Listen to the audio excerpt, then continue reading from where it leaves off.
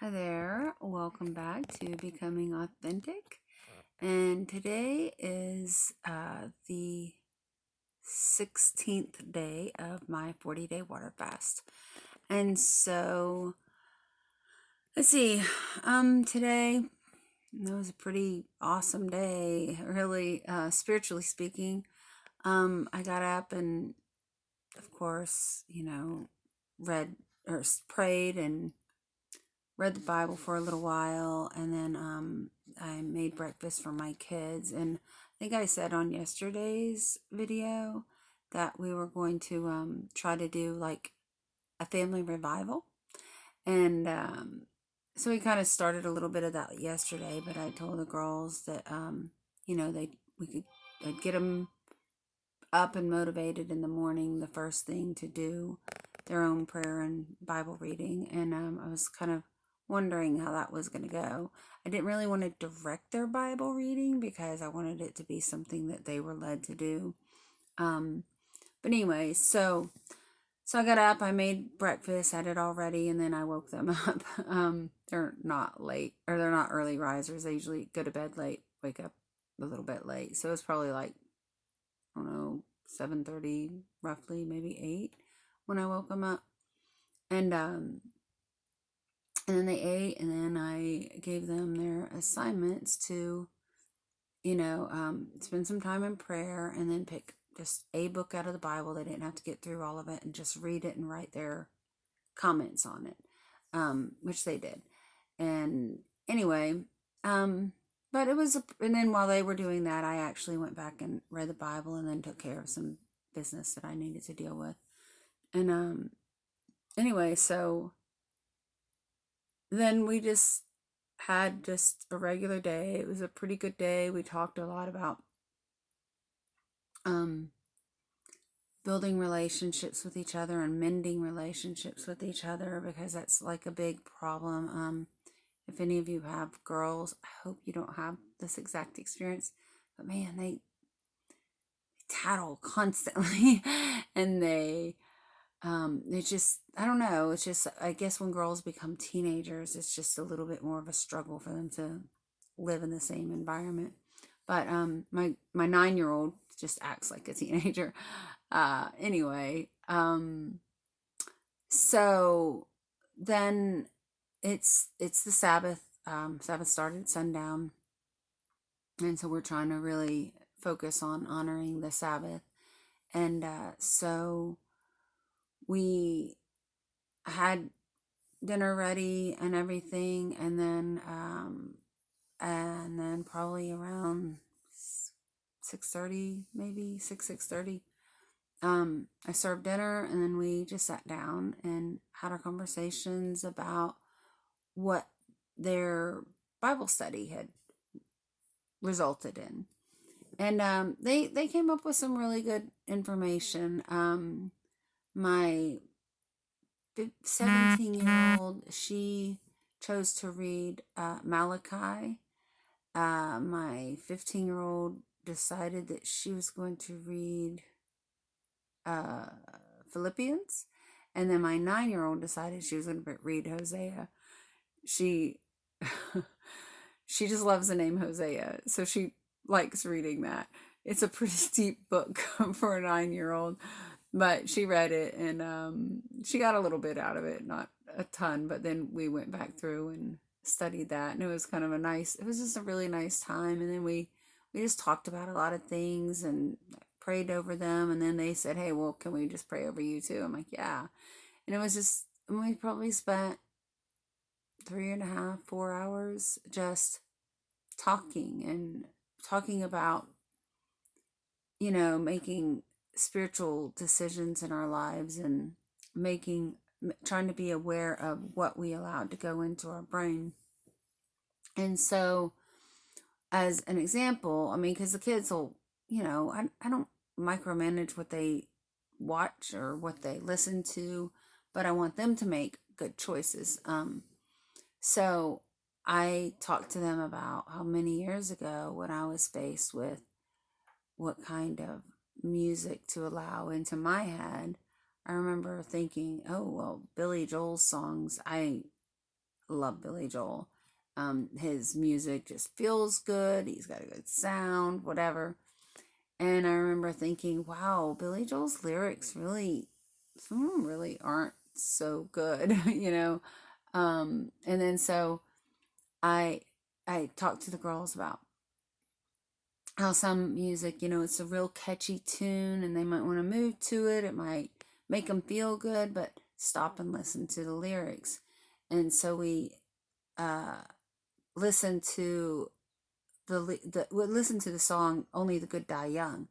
And if you've not listened to it and you go back and think about what the lyrics say, it's not a good song. I mean, musically, it's amazing, but you enjoying the music and you're taking in these messages. And in that particular song, he's talking to about it's I guess it's talking to this girl who's being raised in a value-based family, and doing her prayer. I mean, it's a Catholic lady or a Catholic girl who's praying on a rosary and all this stuff. And then he's ridiculing her family's commitment to raising her with these certain values, and then letting her know, like, hey, there's this stuff on the other side that is much more appealing and you're missing out on all this stuff. And anyway, and the lyrics, the girls were like, whoa, this is not a good song. And of course they'd heard it, of course they loved it, but they started listening to it and like, wow, that is not a good song. So they started being really much more conscientious at that point about what kind of lyrics came in. And so, during your fast, if you're doing a spiritual fast, you it's good to start thinking about the things that damage your temple. Like right now, I'm allowing God to be the nourishment of my body rather than food. And my body is my temple. And so if I'm caring enough about my temple to let God care for it, what am I doing to care for it? And so, throughout this time, I've been, really putting more thought into the messages that I received into my brain, to my my subconscious. And so, first it was like certain TV shows that I watch, and then certain music that I listen to. And I mean, I believe that it's practically impossible, or it's impossible on a practical level, to avoid all of that altogether, because society's going to have noise and things around you. However, you have to make a decision to make the good decisions for yourself. What is it that you want fed into your mind? And so, like I was talking about with the Billy Joel music, I mean, it was just a struggle, and I didn't follow through with it. I'm talking 25 years ago is when I first contemplated this, but I did not follow through. I did for a while, but then I got lazy and worldly, to be honest. And so I was thinking, well, I really want to serve God with the music that I listen to, and I want to be a positive example to my children, but it's Billy Joel, and now I'm thinking, what a stupid decision. I'm going to choose Billy Joel and his really filthy lyrics over having a relationship with the Most High God, with my Creator, the author and finisher of my faith. I mean, everything, and I'm like, wow, I'm really, my focus has been so wrong in so many areas of my life. And at that time, I don't think I reached the conclusion that, well, I'm going to listen to Billy Joel anyway. It's not going to hurt anything. But I think it's really important to take these things into consideration. And a lot of people say, well, that's not what it means to me. Oh, well, like I talked about Grey's Anatomy. I like gave up Grey's Anatomy as a result of this fast. Like I'm just giving it up. That kind of shows. Like I really like those doctor shows, but there's so much stuff that's not, I mean, it's very dishonoring to the Lord, and it's like an endorsement of some of the immoral lessons that they present.